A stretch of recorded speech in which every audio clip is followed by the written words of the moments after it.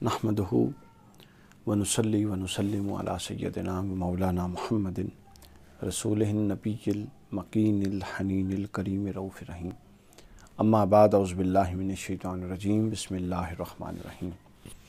आज हम अल्लाह रब्बुल इज़्ज़त की तौफ़ीक़ से आपकी खिदमत में 9वें पारे के मज़ामीन का एक मुख्तसर जायज़ा आपकी खिदमत में पेश करेंगे। इसका आगाज़ होता है मुतकब्बिर सरदारों के बयान से, जो हज़रत शुएब अलैहिस्सलाम से जिनको हज़रत शुएब को जिनसे वास्ता पड़ा हुआ था। तो कुरान ने उनके दो पहलू बयान किए। कुरान कहता है कि वो नाप तोल में कमी करने वाले थे और हज़रत शुएब अलैहिस्सलाम की नसीहत का उन पर कोई असर नहीं होता था। यानी जो मामलात अल्लाह के नबी हज़रत सैयदना शुएब अलैहिस्सलाम उनको तालीम फरमाते थे वो उनकी तरफ कोई कान नहीं धरते थे। तो गोया अम्बिया आयात इलाही को जुटलाना और नाप तोल में कमी करना, ये दो असासी गुनाह थे जिसके नतीजे में ज़लज़ला आया और कौम शुएब पर अज़ाब नाजिल हुआ। अगला मौज़ू है तंगी और खुशहाली। बड़े अज़ाब से कबल इन हालात के ज़रिए इम्तिहान लिया जाता है ताकि अल्लाह के आगे आजिज़ी इख्तियार की जाए। यानी अल्लाह का एक ज़ाब्ता है और वो ज़ाब्ता ये है कि वो मोहलत तौबा देता है। यानी ज़रूरी नहीं है कि हर मुश्किल या हर अज़ाब जिसको हम अज़ाब समझ रही हैं वो नाराज़गी ही का बायस हो। वो ये हो सकता है कि हमारे अमाल का नतीजा तो है ही, इसमें तो दूसरी राय नहीं, लेकिन उससे मंशा इलाही क्या है ये हम फौरी तय नहीं कर सकते। अल्लाह ने यहाँ पर 9वें पारे के आगाज़ में ये इशारा फरमाया कि वो बाज़ औक़ात इसलिए मुश्किलात में मुब्तला करता है कि तुम आजिज़ी इख्तियार करो और रुजू कर लो, पलट आओ। कौम यूनुस के साथ ये हुआ कि जब वो अज़ाब बिल्कुल आता हुआ देख लिया तो वो पूरी कौम गिड़गिड़ाई, अल्लाह ने अज़ाब टाल दिया। उसके बाद हालत अमन का एक बयान है कि ये भी एक इम्तिहान है कि अमन में होते हुए कुछ लोग ऐसे हैं जो अल्लाह को भूल जाते हैं और उसकी पकड़ से अपने आप को बिल्कुल बरी समझते हैं।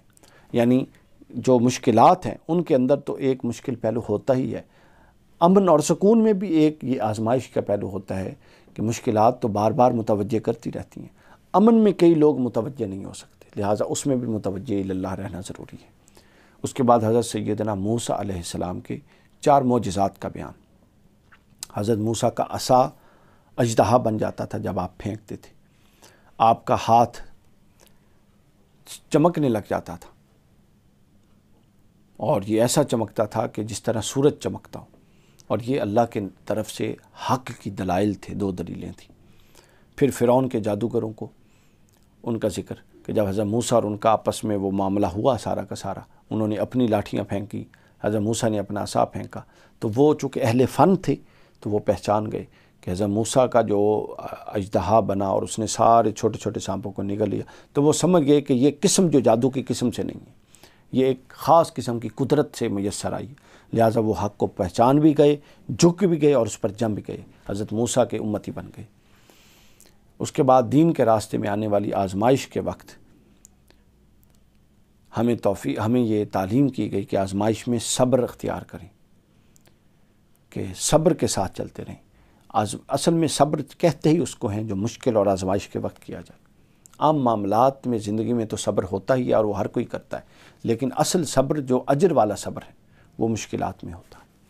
उसके बाद आले फ़िरौन की आजमाइश का जिक्र है कि उन पर कहत पड़ा, फलों की कमी थी, तूफ़ान आए, टिड्डियों का अज़ाब आया, उसके बाद जुओं का अज़ाब आया, फिर मेंढक का अज़ाब आया, फिर खून का अज़ाब भेजा गया। इन अज़ाबों के टलने के लिए हर दफ़ा ये पलट आते थे, वादा करते थे कि बारी ताला इस दफ़ा ये अज़ाब उठा दे, अब हम ठीक हो जाएंगे और किसी हुक्म की खिलाफ वर्जी नहीं करेंगे। लेकिन बनी इसराइल का एक पूरा रवैया आले फ़िरौन का ये बयान हुआ है कि वो क्या करते थे, वो जब अज़ाब इलाही टल जाता था वो अपनी पुरानी साजिशों और पुरानी सरकशियों पे वापस पलट आते थे। और ये हमारा भी यही रवैया है कि हम जब फंसते हैं तो अल्लाह को याद करते हैं, दुआ करते हैं, जब वो पलट जाता है, अज़ाब उठ जाता है, मुश्किल ख़त्म हो जाती है तो हम फिर सरकश हो जाते हैं। बनी इसराइल की आजमाइश का बयान है इसमें। अगला मौजू कि फ़िरौनियों को ग़र्क करके बनी इसराइल को अल्लाह ने निजात दी। कितना सख्त उसका अज़ाब था जिसको अल्लाह ने आजमाइश कहा। अल्लाह ने वो इनके लड़कों को ज़िबा कर देता था, लड़कियों को ज़िंदा रखता था। अल्लाह ने फ़िरौनियों से हज़रत मूसा अलैहिस्सलाम के ज़रिए बनी इसराइल को निजात दी ایک اتنا بڑا، حالانکہ دیکھ کے آئے تھے، اب عقلی طور پہ تو امکان نہیں ہونا چاہیے تھا کوئی گمراہی کا، لیکن وہ جب پلٹ کے آئے تو اتنی بڑی گمراہی میں پھنس گئے کہ اس کا تصور بھی نہیں کیا جا سکتا۔ اور وہ کیا تھا؟ بچھڑے کو معبود بنا کے اس کی پوجا کر لی اور شرک کی آزمائش میں پھنس گئے۔ یعنی زندگی میں ایک کے بعد ایک امتحان آتا رہا، لیکن وہ ہر امتحان سے نکلنے کے بعد اگلے میں پھنستے رہے اور اپنی سرکشی پر قائم رہے۔ اور یہ ایک فلسفی آف لائف ہے کہ ہر نوعیتیں بدل بدل کے زندگی میں آزمائش اور طوفان آتے ہیں، لیکن آپ نے ہر طوفان سے اپنا رخ متعین کرتے ہوئے درست سمت میں چلنا ہوتا ہے۔ یہ ضروری ہے، اور یہی فلسفہ حیات ہے کہ آپ کسی بھی آنے والے مسئلے کو ٹیکل کر کے اپنی اگلی راہ کیسے نکالتے ہیں۔ یہی انسانیت کا اعلیٰ درجہ ہے۔ اس کے بعد بت پرستی کی نفسیات بیان کی گئی کہ بتوں کے ارد گرد جو زیب و آرائش ہے اس سے تو وہ متاثر ہوتے ہیں، لیکن اللہ کی یہ اتنی بڑی کائنات بنائی ہے، اللہ سے متاثر نہیں ہوتے۔ وہ کیسے بے عقل لوگ ہیں۔ اس کے بعد اگلا جو موضوع بیان ہوا ہے وہ جو بنی اسرائیل تھی اس کا ایک بے تکا مطالبہ بیان کیا گیا کہ انہوں نے کہا تھا کہ جی ہم جب تک اللہ کو دیکھیں گے نہیں اس کو مانیں گے نہیں۔ اللہ رب العزت نے فرمایا کہ یہ ضابطہ نہیں ہے، یہ سنت نہیں ہے جو میں اپنے بندوں کو دینا چاہتا ہوں مجھے ماننے کی، کہ یہ تو کوئی طریقہ نہیں کہ میں آؤں گا اور تم دیکھو گے اور مانو، نہیں، بلکہ اللہ نے اپنے انبیاء بھیج دیے، اپنے احکام بھیج دیے، اپنی کتاب بھیج دی۔ اس کے بعد پوری کائنات ایک ڈسپلن اور نظم کے ساتھ بنا دی۔ پھر انسان کو، اب تو یہ خارج کے اہتمام تھے، داخلی اہتمام یہ انسان میں عقل دے دیا، شعور دے دیا، تو اب یہ تمام چیزیں جب آپس میں بروئے کار لاتی ہیں تو نتیجہ اثبات الہی پر ہونا چاہیے۔ یہ وہ ڈسپلن ہے جس سے اللہ اپنا اثبات چاہتا ہے۔ اس کے بعد تکبر ہے کہ حق سے انکار کرنے والے لوگوں کو لوگ حقیر ہیں، اور رائی کے دانے کے برابر بھی تکبر جس شخص میں ہوگا وہ جنت میں نہیں جائے گا۔ یعنی تکبر بہت خطرناک چیز ہے، اس سے بچنا چاہیے۔ اس کے بعد اگلا پہلو آتا ہے اللہ کی رحمت کے مستحق، کہ اللہ کی رحمت بہت وسیع ہے، رحمت الہی کا بیان ہے جو متقیوں پر ہوتی ہے، زکوٰۃ دینے والوں پر ہوتی ہے، اور آیات الہی پر ایمان لانے والوں پر ہوتی ہے۔ یعنی اللہ کی شان ہے کہ وہ مختلف جگہوں پر بدل بدل کے اہل جنت کی علامات بتاتا ہے۔ مثلا مومنین کی علامات قرآن 18 جگہوں پر زیر بحث لایا، کہیں 2، کہیں 8، کہیں 10۔ تو یہ ایک ہی اصل تصور ہے جس کو ایک خوبصورت نئے اندازوں میں پیش کیا جاتا ہے۔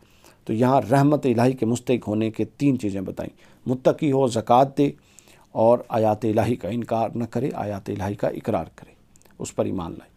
اس کے بعد آگے کامیابی کا راز بتا دیا کہ کامیابی کا راز یہ ہے کہ حضور نبی اکرم صلی اللہ علیہ وسلم کی ذات اور آپ کی تعلیمات کو پہچانے، ان کی تائید کرے، اور ان پر نازل ہونے والی کتاب یعنی قرآن مجید کی پیروی کرے۔ یہ کامیابی کا راز ہے، اس کے علاوہ کوئی کامیابی کا راز نہیں ہے۔ اس کے بعد بتا دیا کہ دین کے ذریعے دنیا طلبی ایک ناجائز اور ایک غیر مناسب عمل ہے، کہ اللہ کی کتاب کے بدلے دنیاوی فوائد حاصل کرنا، بلکہ اس کے ذریعے تو اللہ کی رضا اور اللہ کی جنت طلب کرنی چاہیے۔ اس کے بعد بتا دیا کہ کتاب کو مضبوطی سے پکڑو، اور حضور نے بھی فرمایا تھا حدیث ثقلین میں کہ میں تمہارے اندر اپنی کتاب اور اہل بیت، اور ایک روایت میں اپنی کتاب اور سنت چھوڑ کے جا رہا ہوں، اس کو مضبوطی سے تھام لو۔ حالات کچھ بھی ہوں، اللہ کی کتاب کو نہیں چھوڑنا، یہ واحد ذریعہ نجات ہے۔ اس کے بعد اگلا موضوع عہد الست کا ذکر ہے، جو روحوں سے اللہ رب العزت نے عالم ارواح میں لیا، اور سب نے اللہ کے رب ہونے کا اقرار کیا، اور وہ ربوبیت کا وہ اقرار شعور انسانی میں اور خمیر انسانی میں اور نفس انسانی میں ایک بیج اور دانے کے طور پہ موجود ہے۔ اس لیے جب بھی آپ کی خارجی اپیل کتاب اللہ، خارجی اپیل تعلیمات انبیاء، خارجی اپیل یہ دنیا کے مناظر، پوری کائنات کا نظم و نسق، یہ جب چیزیں خارجی اپیلیں آتی ہیں تو وہ اندر کا بیج اٹھتا ہے، اور نتیجتاً بندہ ایمان کا اثبات کر دیتا ہے، اللہ پر ایمان لے آتا ہے۔ اس کے بعد دنیا کا لالچ، اس کو زیر بحث لائے گا کہ دین کا علم آنے کے بعد دین کو چھوڑ کر دنیا کی طرف لپکنا یہ بہت ہی ناپسند ہے، اس کو کتے کی خصلت کہا گیا۔ اس کے بعد جہنم میں کثرت جو ہوگی وہ اس حوالے سے بیان کیا گیا کہ جہنم میں اکثریت کن لوگوں کی ہوگی کہ دل، کان، آنکھ سے حق کو نہ سمجھنے والے اور قبول نہ کرنے والوں کی کثرت ہوگی۔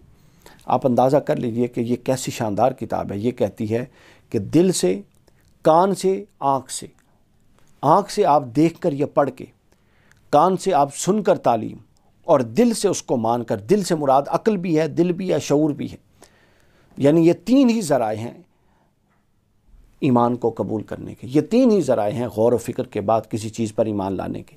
تو قرآن کہتا ہے جو ان تین ذریعوں سے اللہ کی طرف نہیں آتا اور اس کائنات سے متعلق درست رائے قائم نہیں کرتا، وہ پھر حقدار ہے کہ جہنم میں رہے۔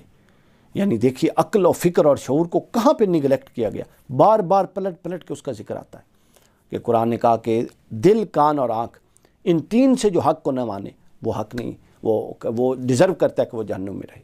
اب کان سے آپ سن کے مانیں گے، سننے سے پہلے غور کریں گے، آنکھوں سے پڑھیں گے، پڑھنے سے پہلے غور کریں گے، تو تبھی عقل و شعور جو غور میں استعمال ہوگا پھر دل اس کی تصدیق کر دے گا۔ اس کے بعد اللہ کے پیارے نام اسماء الحسنہ کا ذکر ہے، اس کے بعد پھر حضور نبی اکرم صلی اللہ علیہ وسلم کی مختلف شانوں کا ذکر، پھر اس کے بعد اللہ کے سوا کسی کو نہ پکارنے کا ذکر، اللہ کو چھوڑ کر لوگ جن کو پکارتے تھے اس کا تردید کی گئی کہ اللہ کو پکارو، پھر اس کے بعد درگزر کرنے کا ذکر کہ درگزر کرو، بھلائی کا حکم دیتے رہو، اور جاہلوں سے الجھنے سے اعراض کرنے سے اعراض کیا گیا، روکا گیا کہ جاہلوں سے نہ الجھو، جاہلوں سے الجھنے کا کبھی کوئی نتیجہ نہیں ہو سکتا، لہٰذا جو چیز ہے ہی بے نتیجہ اس میں کیا وقت کا ضیاع کرنا۔ اس کے بعد آداب قرآن بتایا کہ قرآن پڑھا جائے تو خاموشی سے سنو اور غور کرو، یعنی بار بار آپ کو یہ تعلیم دی جا رہی ہے کہ قرآن محض سننا نہیں ہے بلکہ اس پر غور کرنا ہے، سمجھنا ہے، قرآن ایک نسخہ ہے، اس پر عمل کرنا ہے، اس کو محض پڑھتے نہیں جانا اور غور کرنا ہے۔ اس کے بعد تعلقات کی اصلاح کے حوالے سے بتایا کہ دنیا بھر کے مال و متاع سے بہتر یہ ہے کہ تم اپنے تعلقات جو اللہ نے تمہیں دی ہیں ان میں اصلاح کرو، تاکہ اس سے اتنے اجر نکلیں گے غیر محسوس طریقے سے کہ بندہ تصور نہیں کر سکتا۔ پھر مومن کون، اس کے بارے میں بتا دیا کہ جن کے دل ذکر الہی سے ہل جاتے ہیں، ایمان بڑھ جاتا ہے، نماز قائم کرتے ہیں اور اللہ کی راہ میں خرچ کرتے ہیں، وہ مومن ہیں۔ اس کے بعد تقوی بیان کیا گیا کہ تقوی کے فائدے کیا ہیں، کہ متقی بننے سے دل میں سکون اور اطمینان حاصل ہوتی ہے اور گناہ معاف ہو جاتے ہیں۔ اور اس کے بعد بتایا گیا کہ جو اللہ ہے وہی مومنوں کا سچا دوست ہے، لہذا اللہ رب العزت سے دوستی کرو، اس کی کتاب کے ذریعے، اس کے نبی کے ذریعے، اس کی تعلیمات کے ذریعے اور اس کی اطاعت کے ذریعے۔ اللہ تعالی ہمیں قرآن مجید سمجھنے اور اس پر عمل کرنے کی توفیق عطا فرمائے۔